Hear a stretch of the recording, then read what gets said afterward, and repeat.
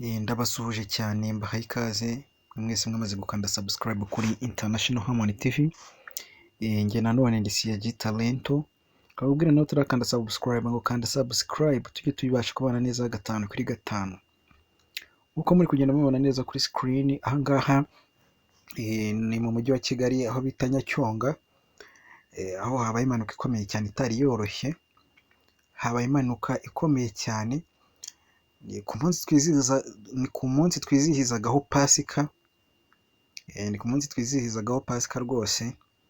Nibwo iyi mpanuka yaje kubiba ibera muri ako gace ka Nyacyonga. Impanuka rero yari iturutse hano Nyabugogo irimo yerekeza aho bita Gicumbi. Abantu benshi uyu muhanda murawuzi uva Nyabugogo werekeza Gicumbi. Uvuye Nyabugogo ugakata Gatsata ugakomeza ukanyura aho za Nyacyonga.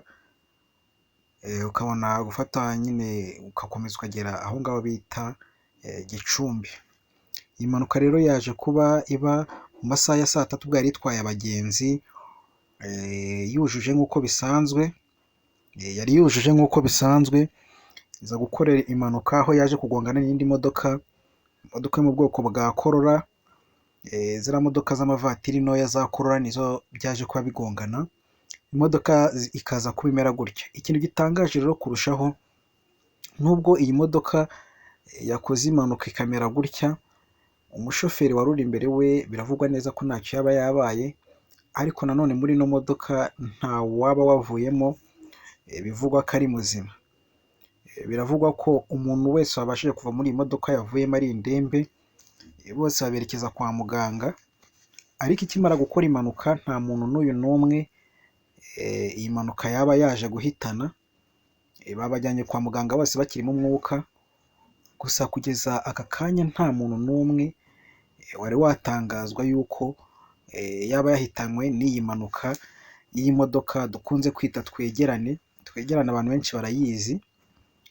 Nta muntu bivugwa ko yaba yahitanywe n'iyi modoka yitwa twegerane. Iyi mpanuka rero icyayiteye, yatewe n'umushoferi wavaga mu muhanda wo ku ruhande aho yari yaparitse, arimo yinjira mu wundi wari urimo iki kinyabiziga, rero akaza kuba winjiramo n'umuvuduko mwinshi cyane, bikaza kurangira ahise ahuriramo n'iyi modoka ya twegerane.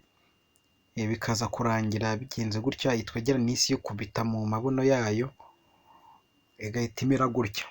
Ni umwaka rero turimo uri kugenda urangwa n'impanuka nyinshi cyane, impanuka kandi ziba zitoroshye, impanuka zikomeye cyane, impanuka ziri kugenda zitwara ubuzima bwa benshi.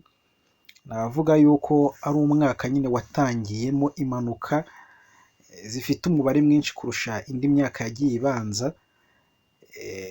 Turibaza ko ubu turi kuri iyi tariki y'ukwa kane ari impanuka ibaye iya 15 uko bigaragara mu mpanuka zagiye ziba zikomeye. Iyi ni impanuka ishobora kuba ari iya 15.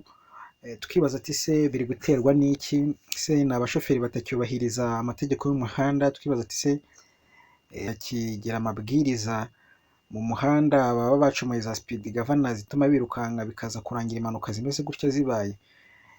Ntabwo byoroshye rero. Reka twese tubabwire ngo twirinde nyamuneka, turinde abo dutwara, turinde ubuzima bwacu, kuko amagara araseseka ntayorwa. Impanuka rero turacyategereje kumva abantu yaba yatwaye ubuzima, niba hari abahari, aho kugeza ubu ngubu biri kuvuga ko abantu bose bakiri kwitabwaho kandi bakiri kwa muganga. Reka tugomeze twumve rero bimwe mu biri kugenda bivugwa n'abantu bari bahari iyi mpanuka iri kuba. Murakoze cyane. Corolla yagonze bayifashe ndetse n'abari bayirimo kugira ngo hakorwe iperereza ryimbitse hamenyekane niba yari yabuze feri cyangwa se niba umushoferi yitwaye atazi ikinyabiziga cyangwa nimba yari yanyowe n'inzoga nyinshi. Iyi mpanuka kandi ije nyuma gato iyindi nayo yabereye muri kano gace hino Starabag, nayo ni imodoka ya Kwasiteri yaragonzwe n'indi modoka nayo yavaga muri ibi bice. Gusa amagenga nubwo tutaramenya uko abajyanwe kwa muganga bameze, Imana ibafashe ikinga akaboko ntihagire uhaburira ubuzima. Nongera mbibutsa kujya musenga mbere yo kuva mu ngo zanyu mugiye gufata urugendo cyangwa se ingendo, kandi mwongera ubushishozi igihe muri mu mihanda, kuko impanuka idateguza mbere yuko iba. Kugeza amagenga iperereza aracyakomeje kugira ngo hamenyekane ukuri ku cyatumye iyi modoka ya Corolla igonga iyi modoka y'abagenzi. Mbabwira